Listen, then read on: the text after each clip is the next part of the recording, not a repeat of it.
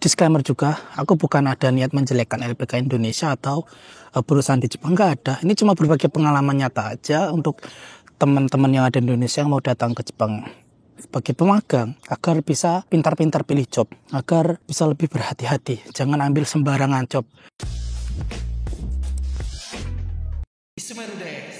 Langsung aja ya, untuk teman-teman yang ada di Indonesia yang pengen datang ke Jepang sebagai pemagang, hindari job gemba atau konstruksi bangunan sama di perikanan atau yang kerja di laut itu. Hindari dua itu aja ya. Kenapa? Karena nggak cuma satu dua loh, banyak yang datang atau saudara ke aku itu, dia itu melapor atau curhat kalau dapat kekerasan di tempat kerja, lembur nggak dibayar. Rata-rata ya dua job itu yang paling bermasalah, yang paling banyak kasusnya itu rata-rata dua job itu ya.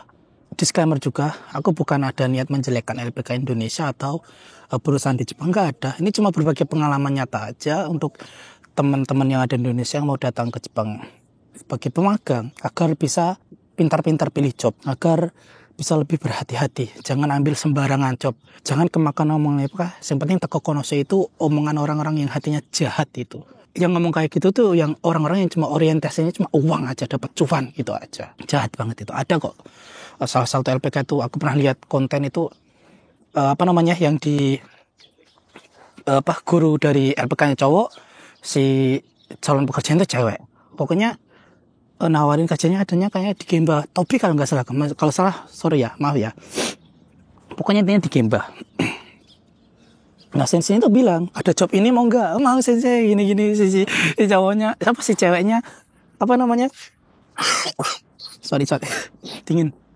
Sambil senyum-senyum gitu, pokoknya kayak menerima dengan senang hati gitu loh. Aku lihat itu ketawa loh, miris banget loh. Itu si cewek itu nggak punya relasi atau apa ya? Bayangin cewek mau kerja bangunan loh di sini loh. Tuh, nah si gurunya lagi yang lebih inu itu, lebih bangsat itu, gurunya bilang gini, senseinya yang di LPK itu, yang penting sampai, pokoknya intinya yang penting sampai sana dulu ya gitu loh.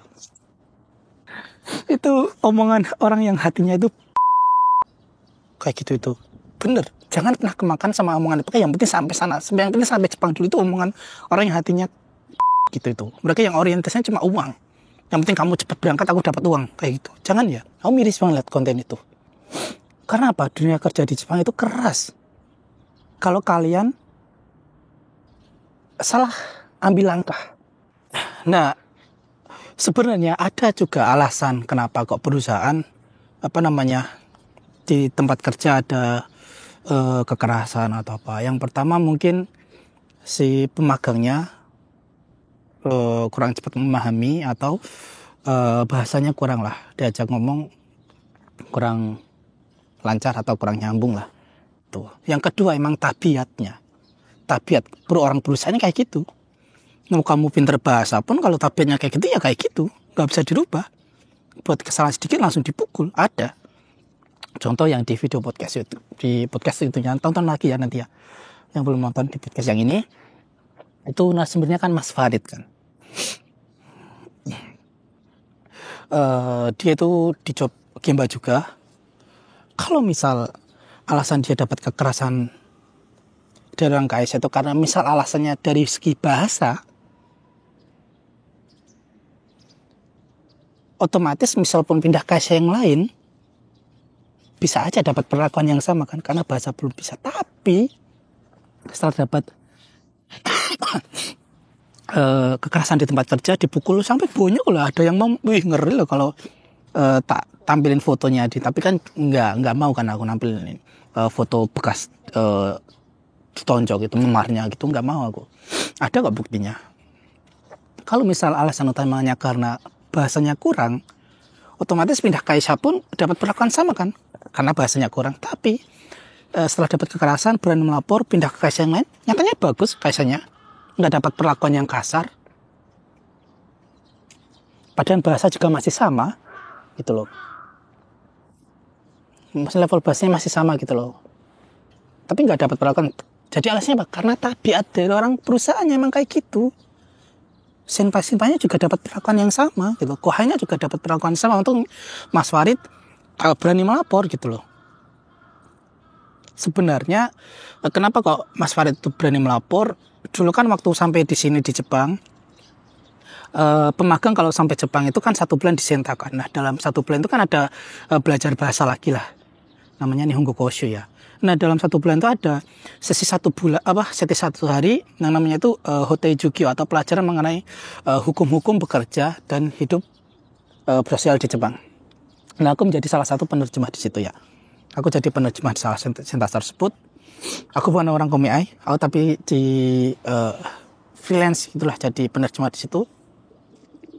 Intinya tasaran, misal dapat perlakuan kayak gini, misal gaji lembur gak dibayar, dapat perlakuan kekerasan, nanti lapor ke sini. Kalau enggak lapor ke aku, nanti tak bantu lapor. Ya akhirnya dulu itu Mas Farid yang temannya yang lapor ke aku gitu, gini tasaranin gini untuk lapor kok hati-hati kayak gini gitu ya. Akhirnya meskipun itu alurnya panjang tapi singkat aja, sudah bisa pindah ke Aisyah ya, alhamdulillah dapat Aisyah yang bagus kayak gitu.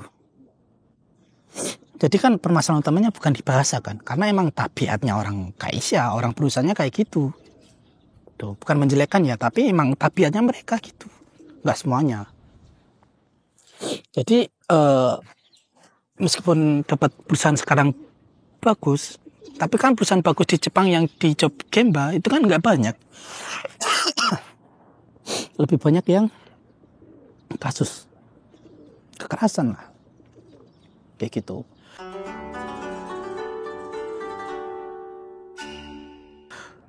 Kalau misal ini ada kumiai yang komen, aku menjelek-jelekan perusahaan atau terlalu membela pemagang, Anda itu hatinya kotor. Kalau misal si pemagang cuma alasan pekerjaan berat pindah ke Aisyah, nggak bakal tak bantu juga. Kerja di Jepang memang berat, apalagi di job Gemba berat, nggak bakal tak bantu. Kasihan ke Aisyah kalau alasan pekerjaan berat untuk pindah ke perusahaan yang lain, kasihan perusahaannya lah yang mendatangkan sendiri, sudah habis uang banyak, kasihan perusahaan aku juga tahu di situ. Tapi kalau permasalahan sudah ke kekerasan, sudah stop. Kalian kalau masih membela perusahaan, hati kalian kotor. Apalagi ada juga Indonesia yang punya akun YouTube di sini, pokoknya membahas mengenai kekerasan gitulah, perannya hidup Jepang. Nah, ada salah satu itu YouTuber yang followernya itu udah besar di sini. Dia itu juga kayaknya dia bekerja sebagai TSK kalau nggak kumiai di sini. Pokoknya intinya itu kayak lebih menyalahkan ke pemagang karena alasan bahasa belum bisa, dan lebih condong membela ke perusahaan karena sudah perusahaan itu rugi mengeluarkan pengeluaran yang besar untuk mendatangkan pemagang ke sini. Itu ada andil kalian juga loh. Bisa-bisanya kalau udah kasus kekerasan kok masih bela perusahaan, itu kalian hatinya kotor. Aku tahu loh, perusahaan mengeluarkan uang banyak karena mendatangkan, tahu aku. Kalau mau ayo ketemu, kita ngobrol, kita adu argumen lah secara terbuka. Perusahaan rugi kalau misal kita pindah ke Aisyah, emang perusahaan untuk rugi. Sudah mendatangkan pemagang di sini, mereka ada pengeluaran besar, ditambah pengeluaran per bulan. Selain dari Aisyah pengeluaran itu membayar gaji, mereka itu per bulan membayar ke kumiai sama ke SO per bulan, mereka bayar gitu. Mereka sebenarnya Aisyah yang mendatangkan pemagang itu ngeluarin uang banyak banget loh. Kalau misal pindahnya karena tempat kerjanya jauh dari tempat tinggal, dari mesnya atau atau pekerjaannya berat, minta pindah ke Aisyah, nggak apa-apa, marahin aja, aku juga setuju kalau gitu. Tapi kalau udah urusannya dengan kekerasan di tempat kerja, masa kau masih membela sih? Ini rekanmu loh, saudaramu yang di sini loh, sesama orang Indonesia loh, kok kamu tega? Kotor sekali hatimu gitu loh. Kalau kamu membela perusahaan karena perusahaan rugi sudah mengeluarkan uang banyak, itu juga ada andil kalian juga. Aku justru kasihan ke perusahaan, bukan karena setelah mengeluarkan uang banyak, tapi salah pilih partner yang nggak kompeten gitu loh. Kalau misal kesalahannya karena bahasa kurang, ya kenapa? Karena kalian sebagai kumiai di sini nggak meminta SO di Indonesia minimal datang ke Jepang dengan N4 atau N3. Kenapa kalian tidak memberikan persyaratan tersebut? Kenapa kalian cuma yang match itu selesai gini-gini? Tapi kan pemagang yang sampai ke Jepang sudah harus mentas dari orang perusahaan langsung. Iya, itu kan yang namanya mentas atau wawancara. Itu ada caranya untuk mengantisipasinya gitu loh. Untuk menjawab pertanyaan sudah ada detailnya gitu loh. Jadi bisa lancar. Jadi orang-orang perusahaan juga bisa dibilang juga ketipu karena waktu wawancara lancar, bagus gini. Ya karena sudah kedidikte gitu loh. Sudah dipelajari cara wawancaranya gitu loh. Aku soalnya dulu juga dari PK juga tahu gitu. Wah sampai sini kok nggak bisa bahasa kayak gitu. Itu kesalahan mereka. Dan ada juga perusahaan yang minta cepet. Itu perusahaan juga salah. Kalau minta orang berangkat cepet dengan SDM yang bahasanya belum bisa, pengen berangkat cepet, ya kalian harus siap risiko itu gitu loh. Kalau bahasa belum bisa ya, kalau dikasih arahan belum nyambung, nggak 100% dong gitu lah dengan apa yang kalian perintahkan gitu.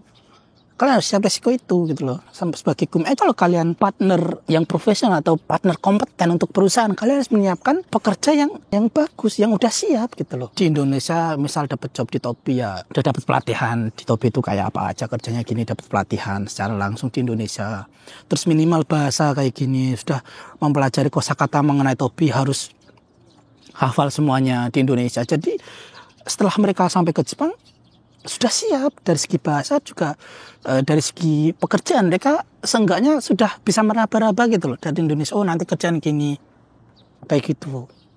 Tapi kan kenyataannya enggak. Kalian yang penting itu penting itu atau sih ini kok Jepang sih. Menurutku magang swasta ya udah menjadi sistem yang buruk gitu menurutku. Sistem yang penyalur tenaga kerja yang menurutku itu kurang bagus gitu. Selain itu ada pengekangnya, kontraknya 3 tahun nggak bisa pindah ke Asia. Ya secara secara dasar pemagang memang tidak bisa pindah ke Asia, tapi ada pengecualiannya. Misal ada kayak kasus perusahaannya bangkrut, itu bisa pindah ke Asia, 100% bisa pindah ke Asia. Terus ada kekerasan itu 100% bisa pindah ke Asia. Terus lembur gak dibayar itu kalau melaporkan bisa aja pindah ke Asia dan perusahaan bakal tindak gitu. Bisa. Kalau ada yang bilang nggak bisa itu sini ayo kita ngopi bareng gitu. Itu jengkel sama orang-orang yang kayak gitu tuh. Janganlah kalian takut-takuti pemagang nggak bisa pindah ke Asia. Iya aku tahu kalian tuh pihaknya perusahaan ya tahu. Tapi kalau udah case-nya kayak dapat kekerasan, janganlah kalian melindungi perusahaan. Kalian sebagai orang Indonesia tuh harus punya empati juga loh. Ya pokoknya itu ya, intinya teman-teman yang dari Indonesia yang masih mau masuk LPK atau masih bingung mau nyari job apa, pokoknya hindari 2 job itu ya. Meskipun nggak ada jaminan selain 2 job itu bakal bagus perusahaannya, nggak ada kekerasan atau lembur, tetap dibayar terus atau gaji sesuai, nggak ada jaminan juga. Tapi ini untuk meminimalisir resiko ya, soalnya udah terlalu banyak kasus kayak gitu. Sambil makasnya ya guys. Dingin banget. Udah beli Famiciki tadi ya. Ini emang andalan. Wah. Mecha oishi. Juice.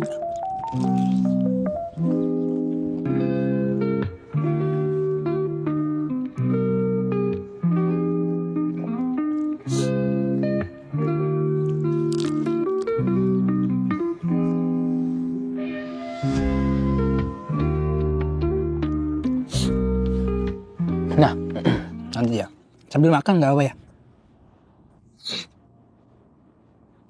Kan magang itu sistemnya kurang bagus ya. Makanya nanti akan ada pergantian dari magang ke Ikuseshuro ya. Nanti jenis visa yang baru itu nanti setelah 1 tahun bisa pindah ke Asia. Meskipun magang bisa juga meskipun magang juga bisa pindah ke Asia, tapi dengan persyaratan tersebut. Tapi untuk Ikuseshuro itu tuh bisa ya kayak modelnya kayak TG gitu ya, bisa pindah ke Asia semau kita. Misal kita di sini pekerjaan berat, kita bisa mengajukan ke perusahaan yang lain, itu bisa.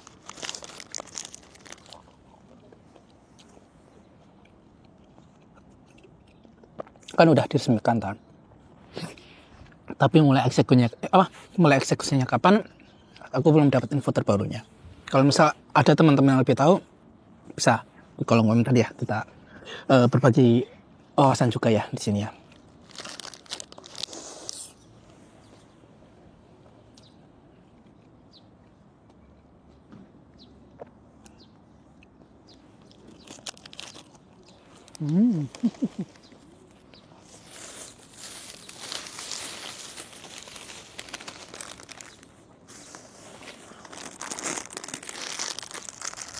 Ambil yang crispy juga.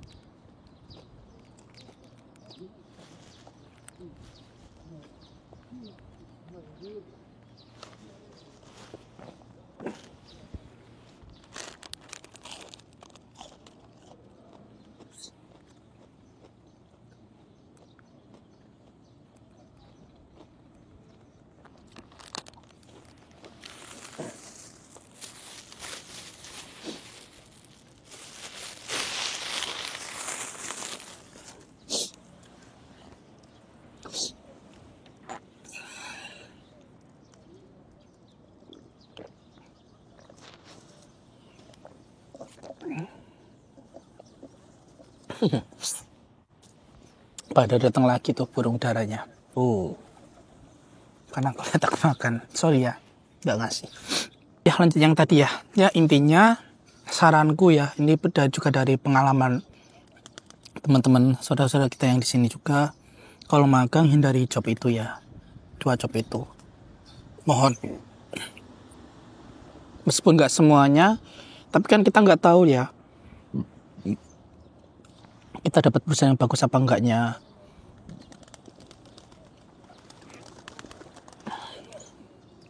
Misal pun kita terpaksa dapat job di Gemba.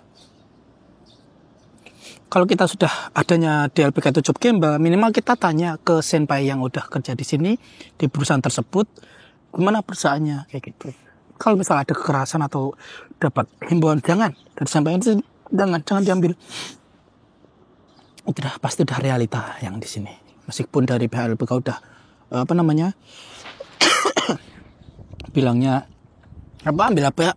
ambil aja yang penting sampai sana, jangan diambil, cari LPK yang lain, cari SO yang lain ya.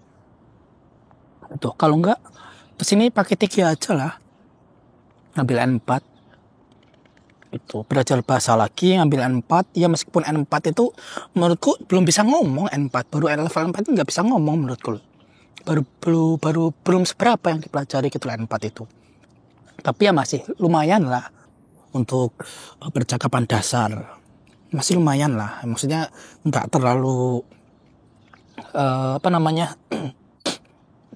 noob banget lah. Nanti kalau di sini nanti tinggal upgrade bahasa lagi kayak gitu, ambil TG aja, TG kan bisa pindah kaisa gitu loh, dengan gampang gitu loh. Kalau kita misal nggak nyaman di perusahaan tersebut, kita bisa pindah kaisa, bisa ambil TG aja, jangan magang itu. Terus kalau misal adanya job magang di perusahaan tersebut nggak ada TG atau terpaksa kalian pengen cepat sini mengambil magang,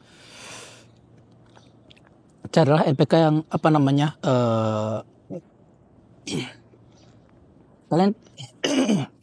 kalian juga jangan termakan konten-konten LPK ya.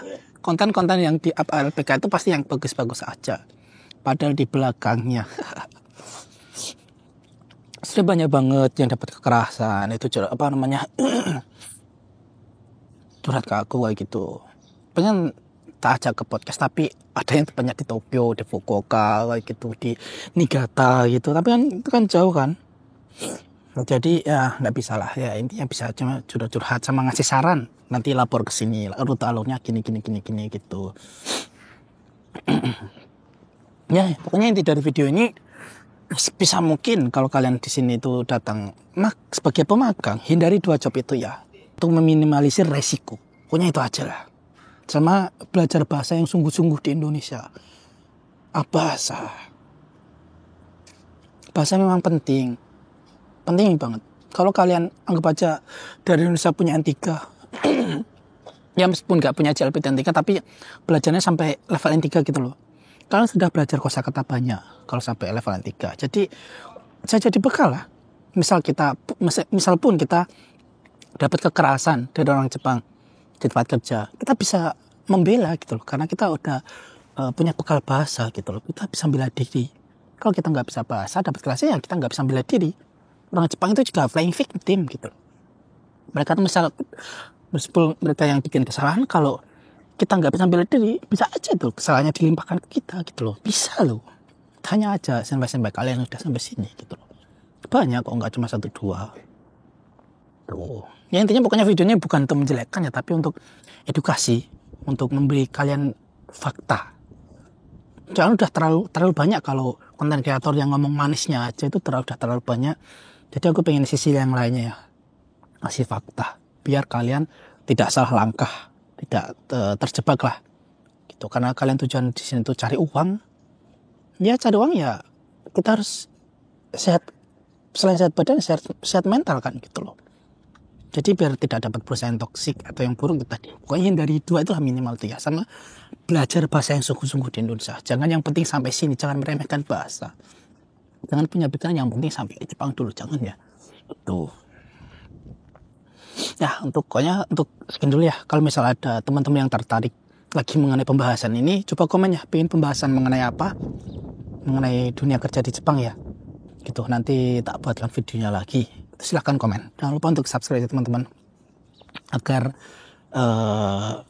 channel lebih berkembang. Dan jangan lupa di like. Kalau kalian like videonya, nanti algoritmanya itu lebih tersebar gitu, lebih meluas gitu. Jadi biar videonya itu sampai ke teman-teman kita yang mau ke Jepang gitu, yang masih ragu ngambil shop apa, harus kemana kayak gitu ya, biar sampai ke mereka gitu ya. Gimana sah? Mite kurete arigato.